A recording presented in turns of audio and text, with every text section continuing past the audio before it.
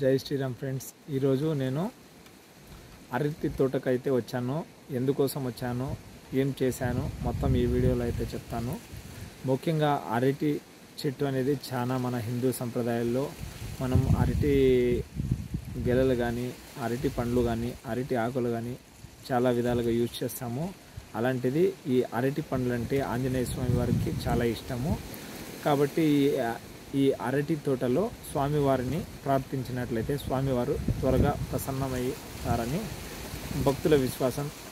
So నేను కూడా అందుకోసమే అరటి తోటలో అయితే ఆంజనేయ స్వామి వారిని అయితే ప్రార్థించడానికైతే వచ్చాను. నేనైతే ఆంజనేయ స్వామి వారి చాలీస అయితే ఒకసారి అయితే విన్నాను. మీరు కూడా మీకు అవకాశం ఉన్నట్లయితే అరటి తోటలకు వెళ్ళి ఆంజనేయ స్వామి వారి బొమ్మను కానీ, ఫోటో కానీ, ఫోన్లో కానీ ఎక్కడైనా కానీ ఒక చిన్న ఫోటో మీ ముందర పెట్టుకొని స్వామివారిని అయితే ప్రార్థించండి. స్వామివారు మీ యొక్క మంచి కోరికలు అంటే ఎదుటి వారికి చెడు చేయకుండా మీ యొక్క మంచి కోరికలను స్వామివారు తప్పకుండా నెరవేరుస్తారు. స్వామివారిని పూర్తిగా నమ్మి ప్రార్థించండి.